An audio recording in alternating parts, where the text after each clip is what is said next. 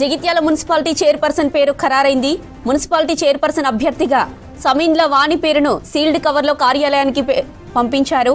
అధిష్టానం నిర్ణయానికి కట్టుబడి ఉంటామని జీవన్ రెడ్డి, సంజయ్ రెడ్డి ప్రకటించారు. ఇక కౌన్సిల్ సమావేశం ప్రారంభం కాగానే మొదట కౌన్సిలర్ల ప్రమాణ స్వీకారం ఉండనుంది.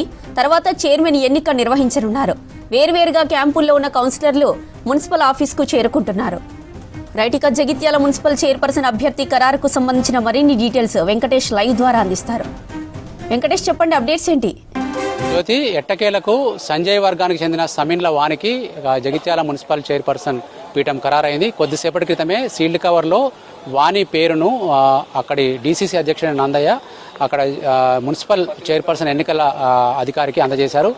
ఇప్పటివరకు ఏ వర్గానికి చైర్పర్సన్ వస్తుందనే ఒక ఉత్కంఠ నెలకొనేది, కానీ కొద్దిసేపటి క్రితమే ఇది రివీల్ అయిపోయింది. సమీన్ల వానికి చైర్పర్సన్ పదవి ఖరారైంది. అయితే ఇక్కడ జీవన్ రెడ్డి వర్గము ఎందుకు ఈ విషయంలో చాలా ఉదాసీనంగా అంటే, లేకుంటే దీన్ని వదిలేసిందని అనుకోవచ్చు అంటే, ఈ సమీన్ల వాణి గతంలో పాత కాంగ్రెస్కు సంబంధించిన అభ్యర్థి కాబట్టి జీవన్ రెడ్డి కూడా ఏం అనలేకపోయారు. ఎందుకంటే ఆమె గతంలో కాంగ్రెస్లో పనిచేసింది కాబట్టి, సంజయ్ వర్గం అయినప్పటికీ కూడా కాంగ్రెస్ అభ్యర్థికే ఈ చైర్పర్సన్ దక్కింది కాబట్టి ఆయన కూడా సైలెంట్గా ఉండిపోయారు. కాకపోతే జీవన్ రెడ్డికి కూడా ఒక అష్యూరెన్స్ కూడా ఇచ్చినట్టు మనకు తెలుస్తుంది. రాబోయే జిల్లా పరిషత్ కావచ్చు, మండల పరిషత్ కావచ్చు, అట్లాంటి మార్కెట్ కమిటీలు కావచ్చు, అట్లాంటి పదవులలో జీవన్ రెడ్డి వర్గానికి ప్రాధాన్యత ఇస్తామని చెప్పి అధిష్టానం హామీ ఇచ్చినట్టు తెలుస్తుంది. దీంతో సంజయ్ వర్గానికి చెందిన సమీన్ల వానికి ఈ చైర్పర్సన్ పీఠం ఖరారైనట్టుగా తెలుస్తుంది.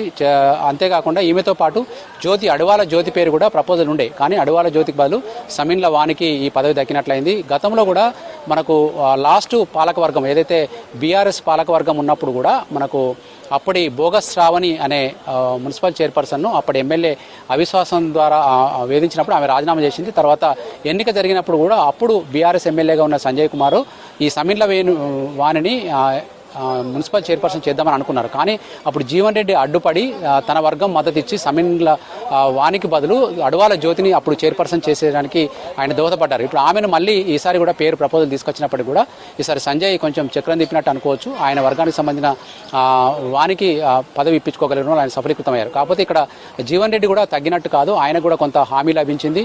ఆయనకు జడ్పీ చైర్మన్ పదవులు కావచ్చు, ఇతర పదవుల్లో కూడా మనకు అవకాశం ఇస్తామని చెప్పి హామీ మేరకే ఆయన కూడా సైలెంట్ అయిపోయారు. మొత్తంగా జీవన్ రెడ్డి వర్గము, సంజయ్ వర్గం కలిసి టోటల్గా 35 మంది సభ్యులు వీళ్ళకు మద్దతుగా ఉన్నారు. ఆ బీఫామ్ మీద గెలిచిన 23 మందితో పాటు ఇరు వర్గాల నుంచి గెలిచిన ఇండిపెండెంట్లు 12 మంది ఉన్నారు. మొత్తం 35 మంది సభ్యుల సహకారంతో జగిత్యాల మున్సిపల్ చైర్పర్సన్ ఇప్పుడు మనకు కాంగ్రెస్ వశమైనట్లయింది. అందులోనూ చైర్మన్ పదవి మాత్రం సంజయ్ వర్గానికి దక్కినట్లయింది. జ్యోతి, ఇప్పుడు కరీంనగర్లో కొద్దిసేపట్లో బీజేపీ కార్పొరేటర్లు కూడా ఇక్కడ చేరుకుంటున్నారు. హడావుడి స్టార్ట్ అయింది. దానికి సంబంధించిన మరిన్ని విశేషాలు మరి కొద్దిసేపట్లో చూద్దాం.